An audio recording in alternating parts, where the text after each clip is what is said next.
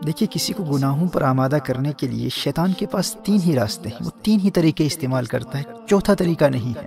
یا تو شیطان براہ راست آپ پر حملہ کرے گا، یا نفس کے ذریعے آپ پر حملہ کرے گا، یا آپ کی بری صحبت کے ذریعے آپ پر حملہ کرے گا۔ دیکھیے آپ اپنے دوستوں کے ساتھ بازار میں جا رہے ہیں اور اچانک سڑک کے اس پار آپ کی نظر ایک عورت پر پڑتی ہے، آپ اللہ جل وعلا کے خوف سے اپنی نظریں جھکا لیتے ہیں۔ اب شیطان آپ کو بہکانے کے لیے ان 3 طریقوں میں سے ایک طریقہ اختیار کرے گا۔ یا تو آپ پر وہ خود براہ راست حملہ کرے گا، آپ سے بار بار کہے گا کہ کوئی بات نہیں، ایک مرتبہ پھر دیکھ لے، تجھے اس کے حسن کا اندازہ ہی نہیں ہے، ایک مرتبہ دیکھ لے، دیکھ وہ تیری طرف دیکھ بھی رہی ہے۔ اب اگر آپ کا ایمان مضبوط ہے تو آپ اعوذ باللہ پڑھ کر اور لا حول ولا قوت الا باللہ العلی العظیم پڑھ کر ان برے خیالات کو دور کر دیں گے، اور شیطان ان خیالات کے ذریعے ہی آپ پر حملہ کیا کرتا ہے۔ جسمانی طور پر اپنے ہاتھوں سے وہ آپ کا چہرہ اس لڑکی کی طرف پھیر کر آپ کو مجبور نہیں کر سکتا۔ اور شیطان کا دوسرا طریقہ کیا ہے؟ شیطان آپ کے نفس کے ذریعے آپ کو بہکانے کی کوشش کرے گا، لیکن اگر آپ نے اپنے نفس کو پہلے سے ہی قابو میں رکھا ہوا ہے تو اب شیطان کے پاس ایک ہی راستہ بچتا ہے، اب وہ آپ کی بری صحبت کو استعمال کرے گا۔ آپ کے کسی روحانی طور پر کمزور دوست کو تلاش کرے گا، اسے کہے گا کہ وہ آپ کو اس گناہ کی طرف راغب کرے۔ اب اگر آپ گنہگاروں کی صحبت میں رہتے ہیں تو آپ کتنے بھی مضبوط ہوں، آپ نے شیطان کے حملے کے 2 راستوں کو بند کر دیا، لیکن یہ تیسرا راستہ کھلا ہے۔ آپ کے دوستوں کے ذریعے شیطان آپ تک بار بار پیغام پہنچاتا رہے گا، ارے ایک مرتبہ تو دیکھ لے، دیکھ وہ تیری طرف دیکھ رہی ہے، دیکھ اسی طرف آ رہی ہے۔ اور یہ کوئی بھی گناہ ہو سکتا ہے۔ ایسے دوست کہتے ہیں آج نماز قضا ہو گئی تو کیا فرق پڑتا ہے بھائی، دیکھ انتہائی لذیذ کھانا پکا ہے، روزہ توڑ دے، بعد میں کفارہ دے دینا، قضا کر لینا، کسی کو کیا پتا چلے گا کون دیکھ رہا ہے۔ اچھا آج سگریٹ پی لے، ڈرگز لے لے، کسی کو دھوکہ دے دے، جھوٹ بول لے، غیبت کر لے۔ والدین کی ہر بات ماننا ضروری نہیں ہوتا، اب تو بڑا ہو گیا ہے، بچہ نہیں ہے۔ مجھے بھی اپنے والدین سے بہت محبت ہے، لیکن میں ان کی ہر بات تھوڑی نہ مانتا ہوں۔ اچھا آج چلتے ہیں، آج مووی دیکھ لیتے ہیں۔ اچھا تو مجھے مل نہیں سکتا تو کوئی بات نہیں، میں تجھے لنک بھیج دیتا ہوں، لیکن مووی دیکھنا ضرور۔ تو بری صحبت کے ذریعے آپ گناہوں میں مبتلا ہو جائیں گے۔ شیطان آپ کے ارد گرد برے دوستوں کو تلاش کرتا رہتا ہے، اور اگر آپ کا کوئی برا دوست ہی نہیں ہے تو شیطان ہار جائے گا، آپ جیت جائیں گے۔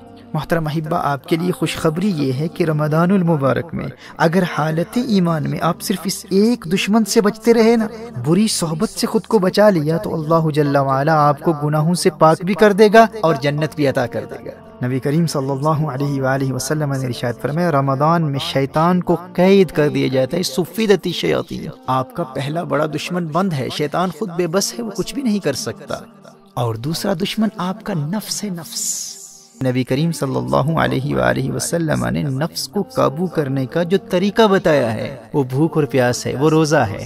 دیکھیے ماہ رمضان میں اگر آپ سحری اور افطار کے وقت زیادہ کھانا نہیں کھاتے، بہت زیادہ پیٹ بھر کر کھانا نہیں کھاتے، تو آپ کا نفس بالکل کنٹرول میں رہے گا، دونوں دشمن قید ہیں۔ اب اگر آپ مغفرت چاہتے ہیں، جنت میں جانا چاہتے ہیں، تو ماہ رمضان میں صرف اس ایک دشمن سے اپنے آپ کو بچا لیں۔ گناہوں کی طرف راغب کرنے والے، گناہوں کی دعوت دینے والے ہر دوست سے رابطہ مکمل طور پر منقطع کر دیں۔ برے دوستوں کو بتلا دیں، کیا دیکھتے نہیں کتنے ہنستے کھیلتے نوجوان ماہ رمضان سے قبل ہی موت کا شکار ہو چکے ہیں۔ جانے آئندہ رمضان تک یہ زندگی وفا کرے نہ کرے، میں زندہ بھی ہوں یا نہ ہوں، میں تمہارے لیے سب کچھ کر سکتا ہوں، لیکن اپنی آخرت کا سودا نہیں کر سکتا۔ رمضان المبارک میں مجھ سے ملنے کے بارے میں سوچنا بھی نہ۔ محترم احبہ، اگر مغفرت چاہتے ہیں تو کم از کم رمضان المبارک میں ایسے تمام دوستوں سے مکمل دوری اختیار کر لیجئے۔ اگر اپنا نمبر چینج کرنا پڑے تو کر دیں، سم کارڈ پھینکنا پڑے تو پھینک دیں، اور علیاذ باللہ اگر کسی غیر محرم لڑکی کا نمبر آپ کے فون میں ہے تو فوراً بلاک کر دیں۔ سوشل میڈیا پر، ٹویٹر پر، انسٹاگرام پر، فیس بک پر انفرینڈ کر دیں۔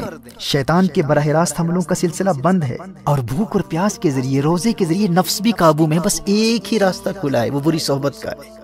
میں دعوے سے کہہ سکتا ہوں میرے دوست، اگر تو نے صرف اس ایک دشمن کا راستہ بند کر دیا تو رمضان المبارک تجھے جنتی بنا دے گا۔ شیطان کے پاس فقط 3 ہتھیار ہیں، 2 بند ہیں، ایک کو تو نے بند کرنا ہے۔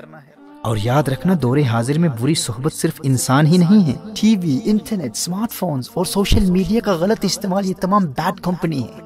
اور اگر مجبوری میں اسکول کے کام کے لیے، ہوم ورک کے لیے، کالج اور یونیورسٹی کے اسائنمنٹس کے لیے، یا بزنس کے کسی کام کے لیے انٹرنیٹ کا استعمال کرنا ضروری ہے، تو اپنے پی سی کو، اپنے کمپیوٹر کو یا لیپ ٹاپ کو اپنے لیونگ روم میں استعمال کرنے کے لیے خود کو پابند کر لے کہ اگر تو فون پر بھی انٹرنیٹ کا استعمال کرے گا تو اس کمرے میں کرے گا جہاں تیرے والدین موجود ہیں، تیرے بھائی بہن موجود ہیں، تاکہ ان کی موجودگی تجھے انٹرنیٹ پر مختلف قسم کی برائی پر مشتمل شرمناک مٹیریل یا بری سائٹس پر جانے سے بچائے رکھے۔